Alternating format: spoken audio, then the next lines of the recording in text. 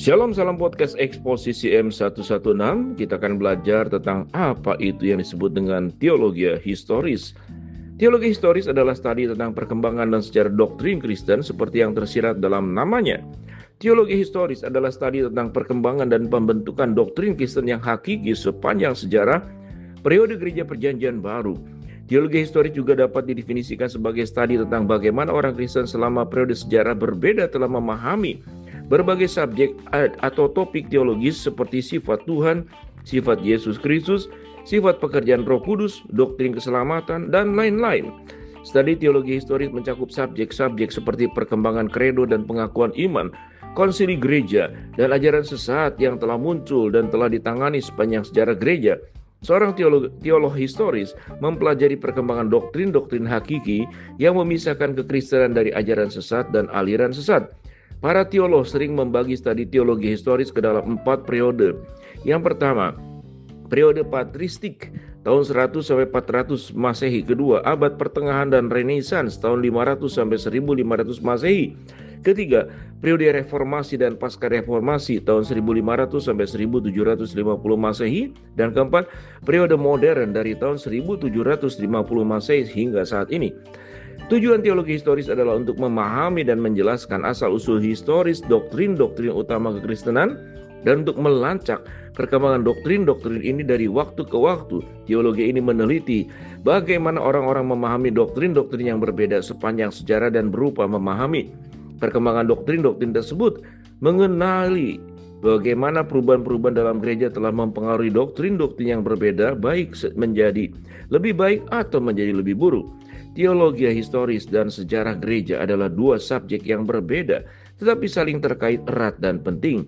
Akan sulit jika bukan tidak mungkin untuk memahami sejarah gereja tanpa juga memahami sejarah doktrin yang seringkali menyebabkan berbagai perpecahan dan gerakan dalam sejarah gereja. Memahami sejarah teologi dan doktrin membantu kita memahami sejarah kekristenan sejak abad pertama dan mengapa ada begitu banyak denominasi yang berbeda. Dasar untuk mempelajari teologi historis ditemukan dalam kitab Para Rasul. Lukas mencatat permulaan gereja Kristen seraya ia terus maju menuju tujuannya untuk memberikan laporan tentang segala yang dikerjakan dan diajarkan Yesus. Kisah Rasul 1 ayat 1. Pekerjaan Kristus tidak berakhir dengan bab terakhir kitab Kisah Para Rasul. Sesungguhnya Kristus sedang bekerja saat ini di gerejanya, dan itu dapat dilihat melalui studi teologi historis dan sejarah gereja yang keduanya membantu kita memahami bagaimana doktrin-doktrin Alkitab yang penting bagi iman Kristen telah diakui dan diberitakan sepanjang sejarah gereja. Paulus memperingatkan para penatua di Efesus dalam Kisah Rasul 20 ayat 29 sampai 30 untuk mengharapkan serigala buas yang akan mengajarkan doktrin palsu.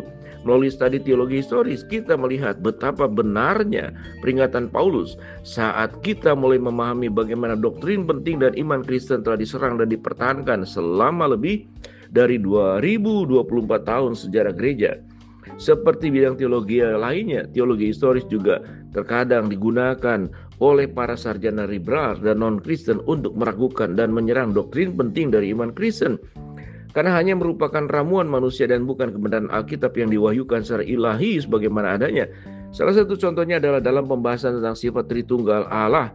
Teolog historis akan mempelajari dan melacak perkembangan doktrin ini sepanjang sejarah gereja, dengan mengetahui bahwa kebenaran ini dengan jelas diwahyukan dalam kitab suci. Namun sepanjang sejarah gereja ada saat-saat ketika doktrin tersebut diserang, dan dengan demikian gereja perlu mendefinisikan dan mempertahankan doktrin tersebut. Kebenaran doktrin tersebut datang langsung dari Alkitab, namun pemahaman dan proklamasi gereja tentang doktrin tersebut telah diperjelas selama bertahun-tahun.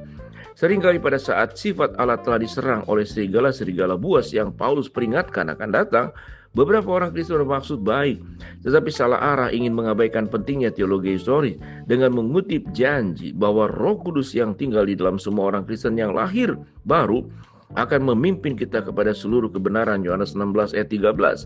Apa yang gagal dikenali oleh orang-orang Kristen ini adalah bahwa Roh Kudus telah tinggal di dalam orang-orang Kristen sepanjang sejarah gereja, dan Yesus Kristus sendirilah yang telah memberikan beberapa orang menjadi rasul, beberapa orang menjadi nabi, beberapa orang menjadi pemberita Injil, beberapa orang menjadi gembala dan pengajar.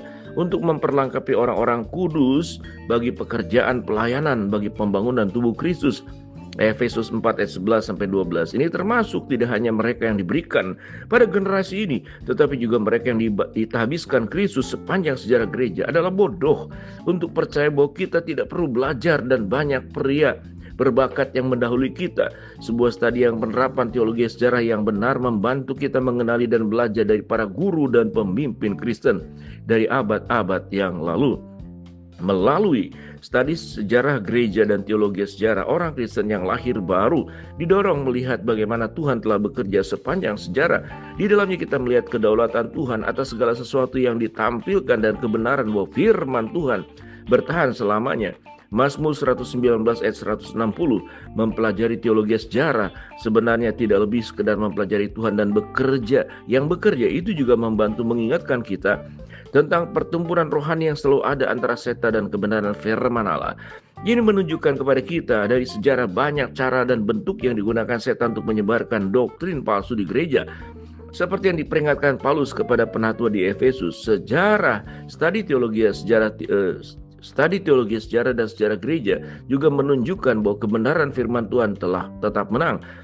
Saat kita memahami pertikaian teologi di masa lalu, kita dapat lebih siap untuk melawan kesalahan yang akan dicoba iblis untuk membujuk kita di masa depan. Jika pendeta gereja dan orang Kristen tidak menyadari sejarah gereja dan teologi sejarah, maka mereka akan lebih terbuka untuk menjadi mangsa dari jenis ajaran palsu yang sama yang telah digunakan setan di masa lalu.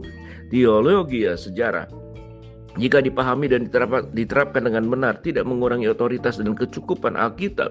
Alkitab sendiri adalah standar dan semua hal iman praktek. Namun Alkitab yang diilhami dan tidak salah hanya kitab suci yang merupakan otoritas panduan kita. Tetapi teologi sejarah dapat membantu kita memahami banyaknya bahaya dari beberapa ajaran palsu dan interpretasi baru dari kitab suci. Dengan lebih dari 2000 tahun sejarah gereja dan ribuan bahkan jutaan orang Kristen sebelum kita, bukankah kita seharusnya secara otomatis waspada terhadap orang yang mengaku memiliki penjelasan baru atau interpretasi kitab suci? Kurang lebih demikian. Jadi kita perlu mempelajari untuk mereka yang sudah berjuang dalam historis sejarah teologi, bagaimana diberikan hikmat oleh Tuhan kepada mereka untuk bisa menyampaikan kebenaran sesuai dengan firman Tuhan. Shalom, salam podcast eksposisi.